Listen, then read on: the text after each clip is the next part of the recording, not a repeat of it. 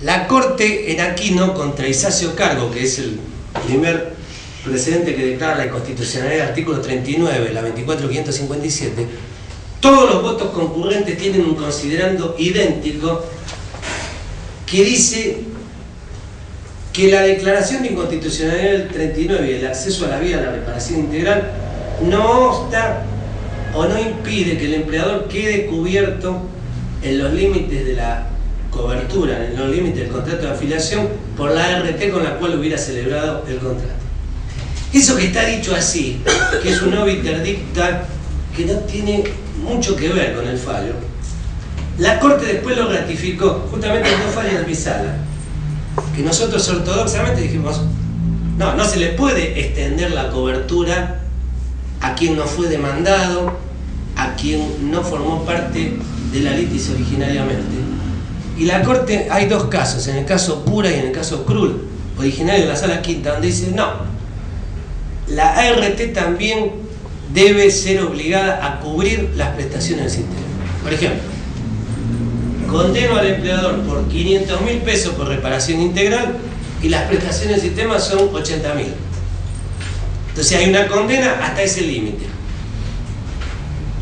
Por tanto, con esa interpretación amplia de la Corte, que no da margen para la cobertura, en general se ha extendido la condena en los términos de la póliza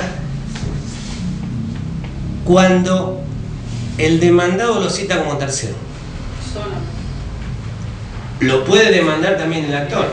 El actor puede demandar al empleador la reparación integral y a la RT en los límites de la póliza.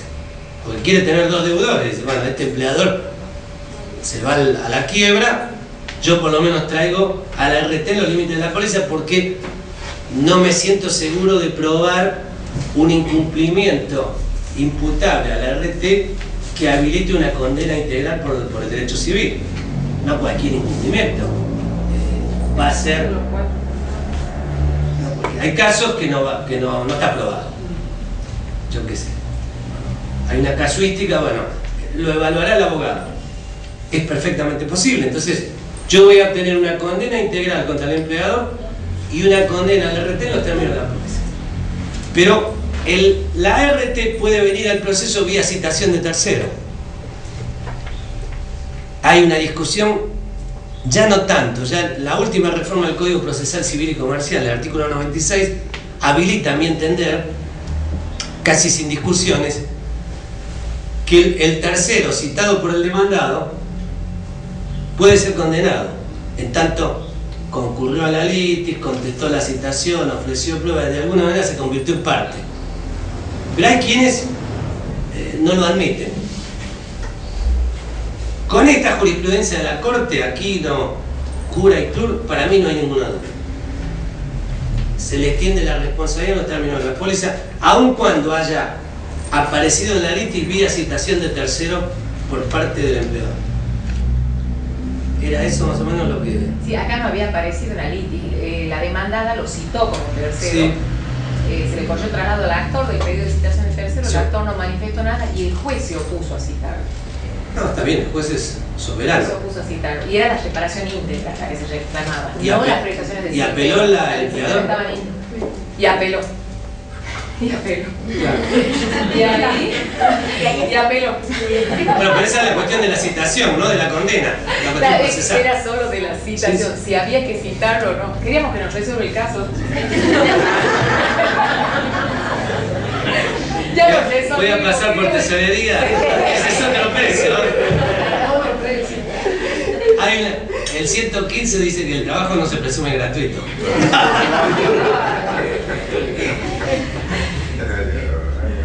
No, las hipótesis de citación es cuando hay una acción de regreso. Yo traer un tercero para que me acompañe a llorar, no. Claro. Y hay una citación, una acción de regreso y un vínculo jurídico con el tercero. Yo no puedo traer a un tipo que anda dando vueltas por ahí y dice, no, a este. ¿Y cuál es el vínculo con este que habilita a que vos el día de mañana le puedas ejercer una acción de regreso? Eso hay que alegarlo y de alguna manera tiene que ser verosímil. Por ejemplo, típico caso citación de tercero de manual, el del 30.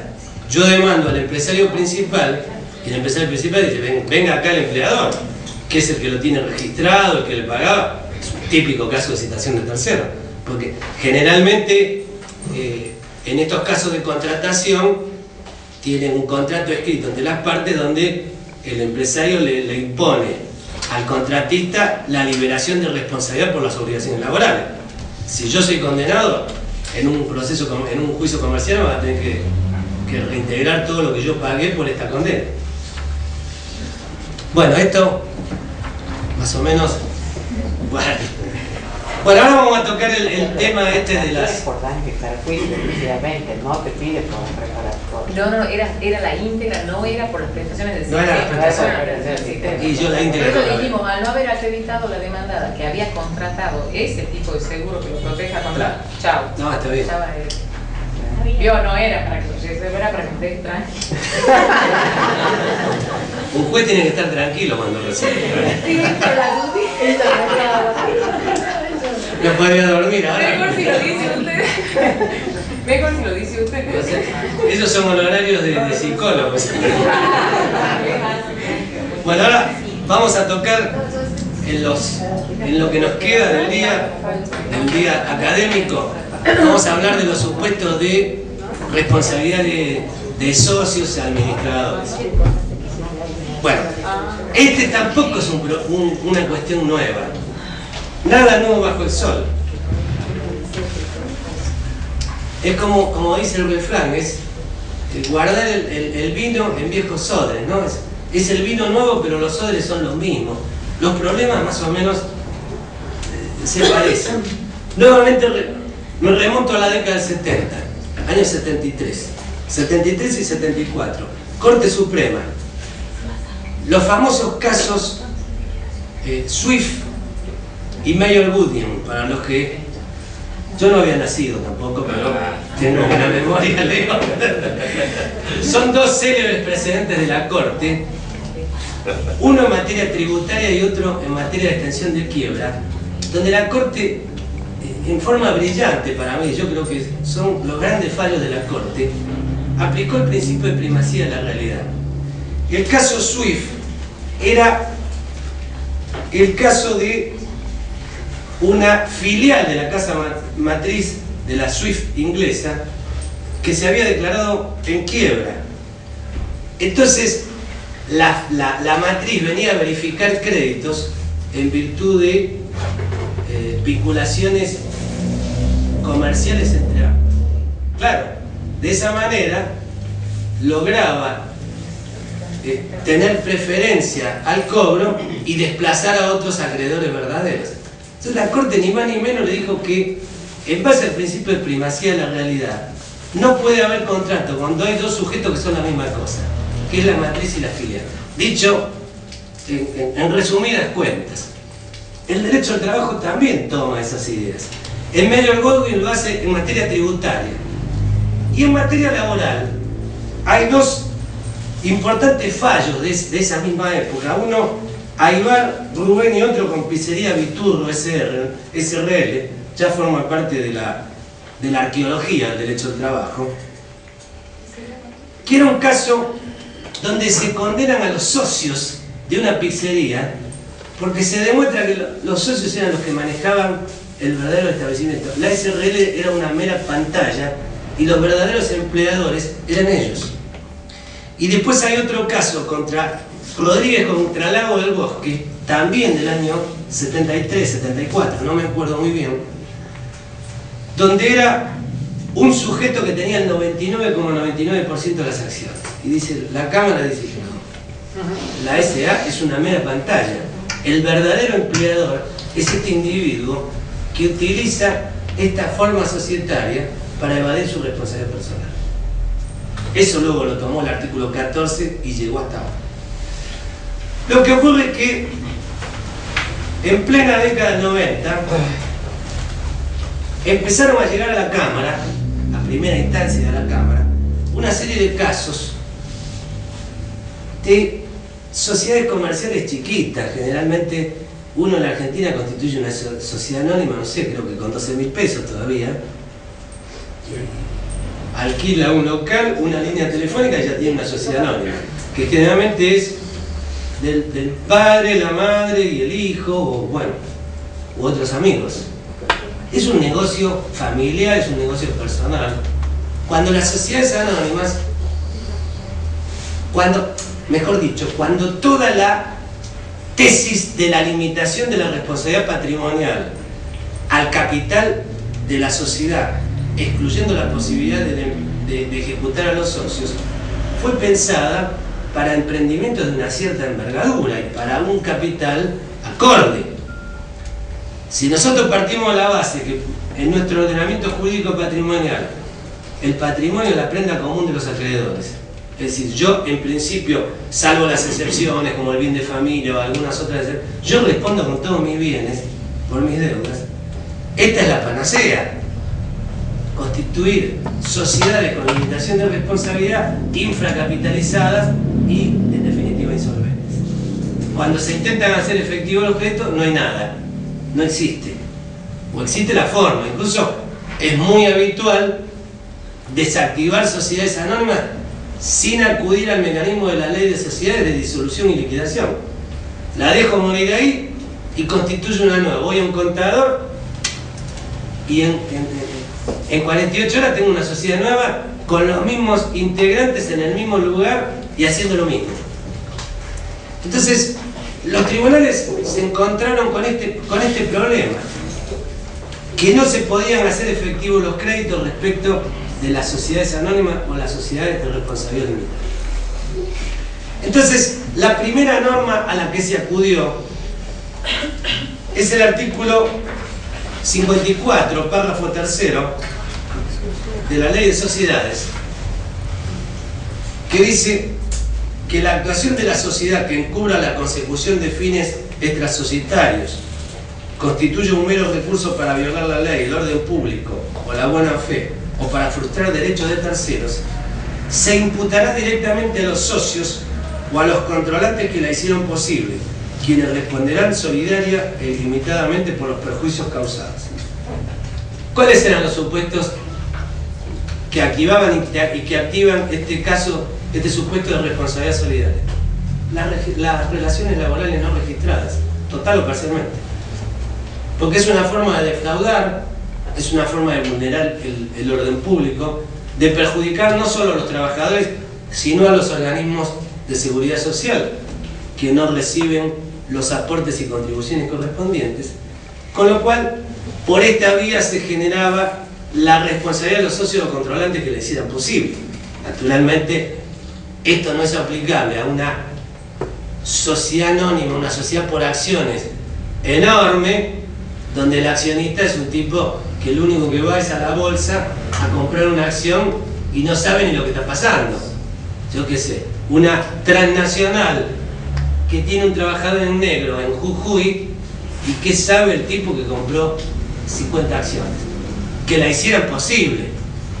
Ahora, una SA de dos tipos, de familia, y delante de ellos pasa todo. No pueden alegar ignorancia con lo que están haciendo.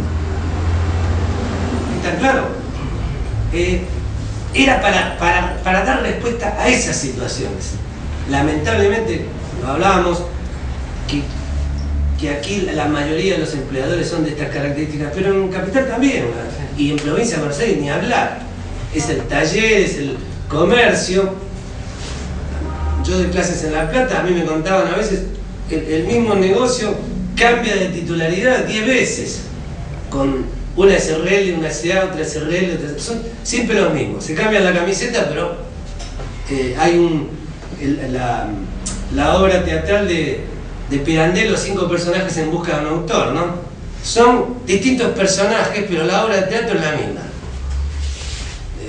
Para el trabajador, el ámbito es el mismo. Entonces, es una respuesta a una situación inequitativa, donde entran en juego muchos estándares de derecho: el abuso del derecho, la violación del deber de buena fe, el principio de primacía de la realidad, etcétera, etcétera. Pero además, con el correr del tiempo, la jurisprudencia fue utilizando otras normas. Y hay otra norma, que es el artículo 59 de la Ley de Sociedades Comerciales, que dispone que los administradores y los representantes de la sociedad deben obrar con lealtad y con la diligencia de un buen hombre de negocios. Los que faltaren a sus obligaciones son responsables, ilimitada y solidariamente, por los daños y perjuicios que resultaren de su acción u omisión. Y por último, el 274, respecto de los directores de las sociedades anónimas, que dice que los directores responden ilimitada y solidariamente hacia la sociedad, los accionistas y los terceros. O sea, están los trabajadores incluidos. Por el mal desempeño de su cargo según el criterio del 59, así como por la violación de la ley, el estatuto o el reglamento y por cualquier otro daño producido por dolo, abuso de facultades o culpa grave. La imputación de responsabilidad será atendiendo a la actuación individual, cuando se hubieran asignado funciones en forma personal de acuerdo con lo establecido en el estatuto, el reglamento o decisión asamblearia. La decisión de la asamblea y la designación de las personas que han de desempeñar las funciones deben ser inscritas en el registro público de comercio.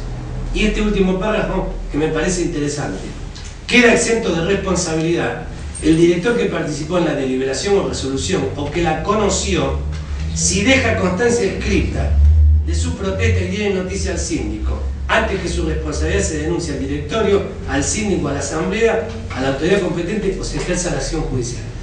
Esto que parece un poco abstracto, a mí me tocó resolverlo. Una vez un director, en una sociedad anónima que la estaban defraudando, la estaban vaciando, él se opuso expresamente a una contratación irregular, lo denunció y yo lo eximí de responsabilidad por aplicación. O sea, porque si no tenemos esa ficción de que yo integro un directorio y se cometen las atrocidades más grandes, se contrata a trabajadores negros y yo no hago nada. Evidentemente estoy obligado a manifestarme expresamente. Esta misma normativa se aplica a los gerentes de la sociedad de responsabilidad limitada por aplicación del 157 de la Ley de Sociedades. La Corte, en su actual integración, por vía de arbitrariedad dejó sin efecto 3 sentencias de la Cámara de Apelación del Trabajo, pero por cuestión de hecho y prueba y vinculado a la interpretación del 54, no del 59 y 274. La Corte, en su actual integración, no abrió ningún recurso, salvo la opinión en disidencia de Lorenzetti, en un par de casos donde Lorenzetti está en una interpretación restrictiva fundada en el principio de separación de la personalidad entre la sociedad y los socios. Pero hasta ahora la Corte no, tratándose de interpretación de normas de derecho común, como estas normas de la Ley de Sociedades, no ha abierto recursos, salvo que se configuraron supuestos flagrantes de arbitrariedad de una interpretación absolutamente inconcebible y sin ningún fundamento. Pero no ha dado una interpretación definitiva.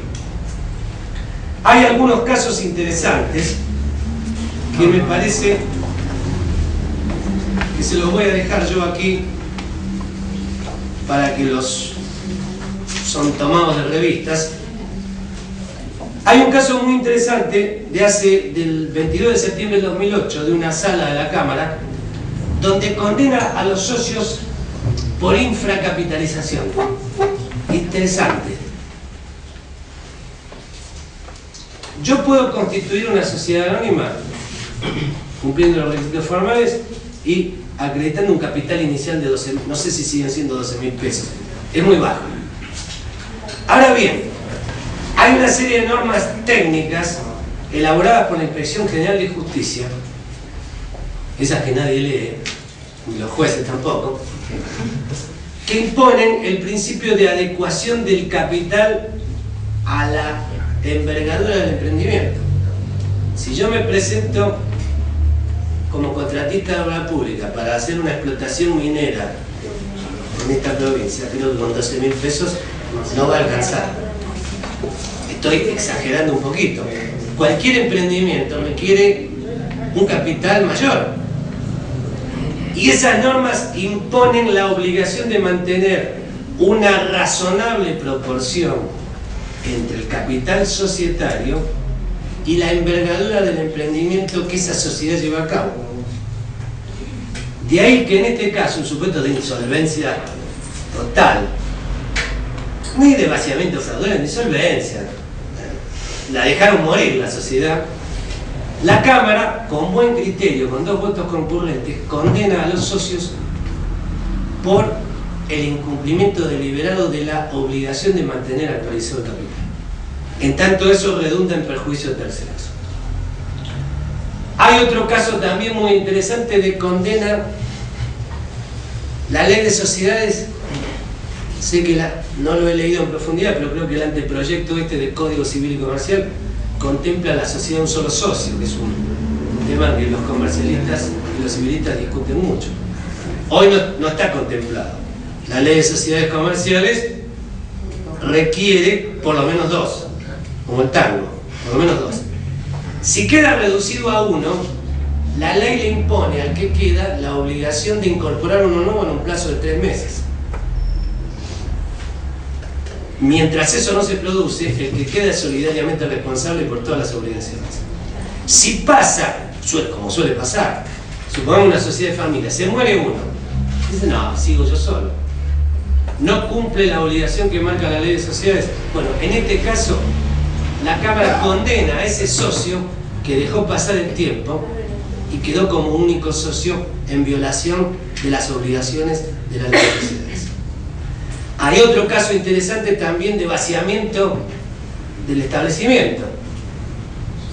Sentencia pasada en autoridad de cosa juzgada, en el interín, en la tramitación del pleito, desaparece todo, no queda nada. Los 2 socios originarios le ceden las acciones a terceros y la vacían, violando las normas establecidas al efecto en la ley de sociedades.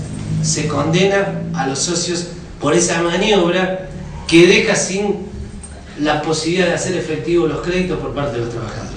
O sea, ¿qué quiero decir con esto? Que del juego conjunto de la pluridimensión entre la ley de contrato de trabajo y la ley de sociedades comerciales, leídas a la luz de los grandes principios del derecho, la veda del abuso del derecho, la buena fe, el principio de primacía de la realidad, la tutela de los créditos laborales, nos permiten llegar a soluciones que contemplen estas verdaderas patologías que evidentemente no pueden ser convalidadas, porque si no es dejar abierto el vehículo para el fraude.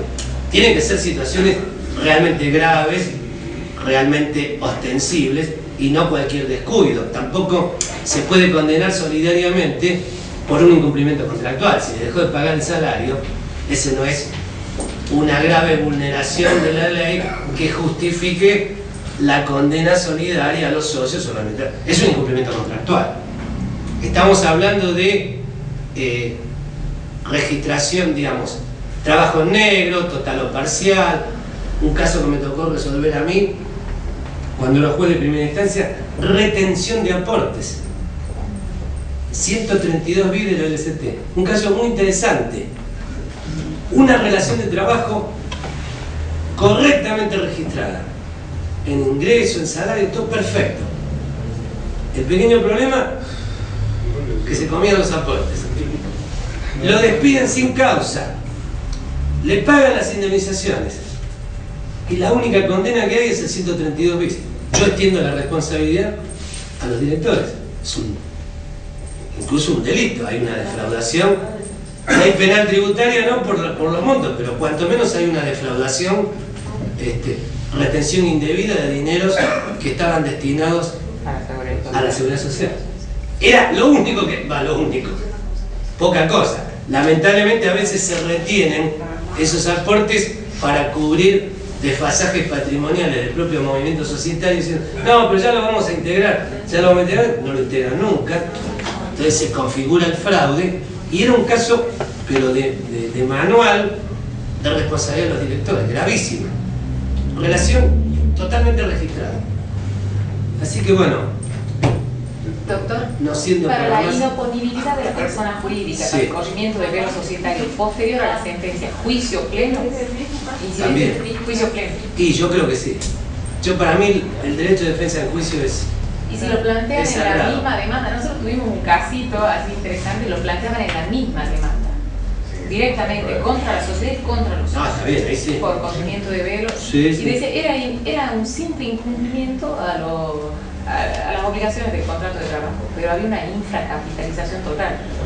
El capital de la empresa era 10 veces menor que la condena de primera instancia. Yo resolví un caso en el año 91, antes que siendo juez de primera instancia, de un famoso político que hoy no vamos a dar el nombre, que tenía una sociedad familiar también, el 99% de las acciones, y yo lo saqué en ese momento con el 14 y con el 54 párrafo tercero.